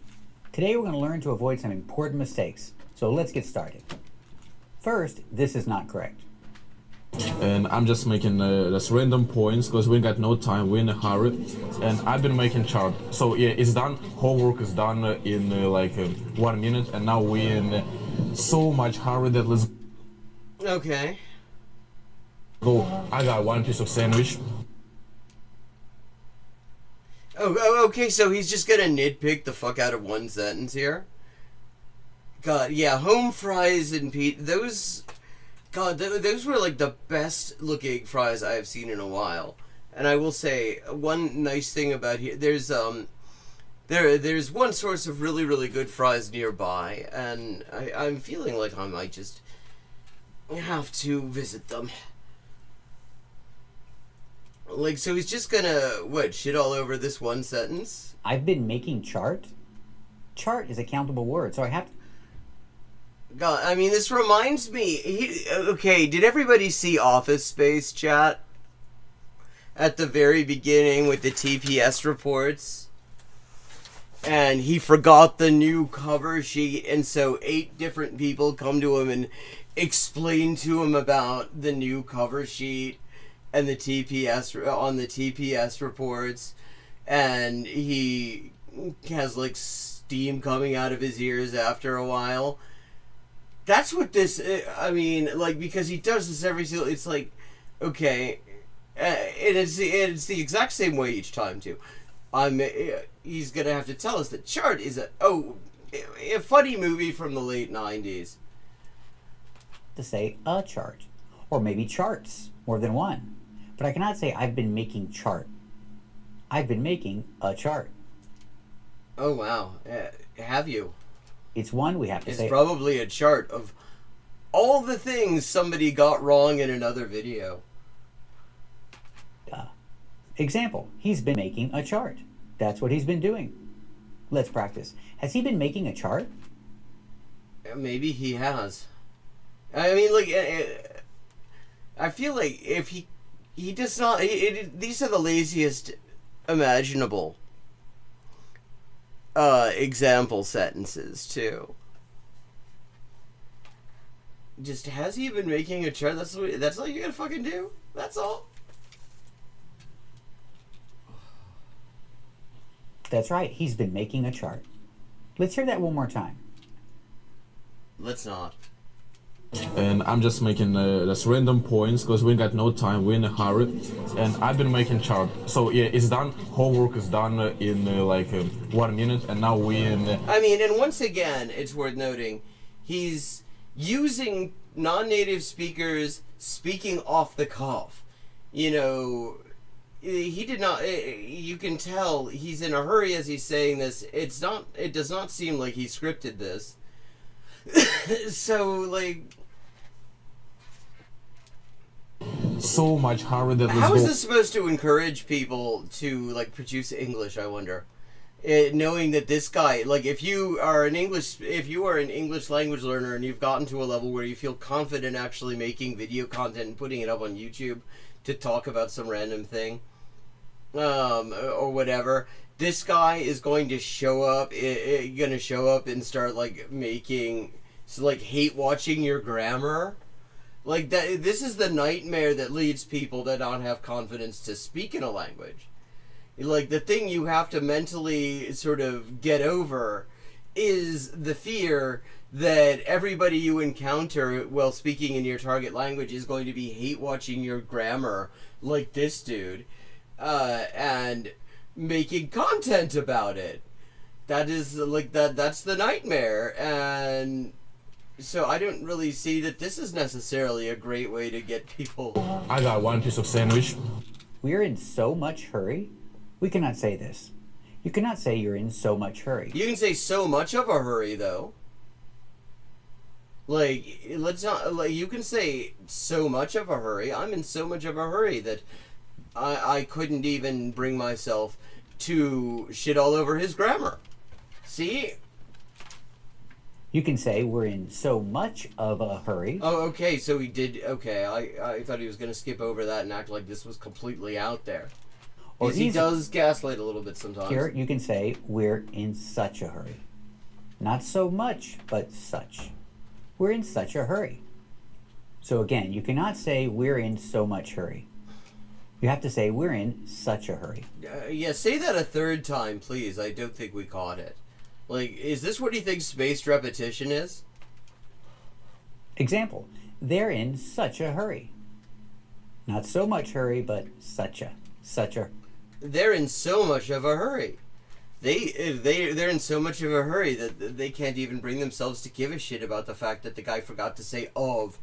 Hurry. They're in such a hurry. Let's practice. Are they in such a hurry?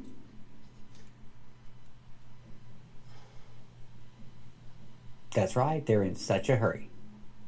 Well, I mean, like, the pedagogical nous of this guy. This is also not correct. Yeah, we finished like half an hour earlier than we're supposed to. We finished. Like, finished half an hour. I ended up. I mean, the wild thing to me is, like, the guy that we started out with watching, the way he was talking about languages and the entire title made me think I was going to be hate watching him, because it just sounded like bullshit. And like, conceptually, and also, yeah, I mean, he ticks a few boxes for things that would immediately make me be on team hate watching. But he actually, you know, there was a lot of redemption in that. Like, it started out bad, but it ended up coming out. It came good. It came good. Most of the advice, I would have to say, ended up being reasonably good.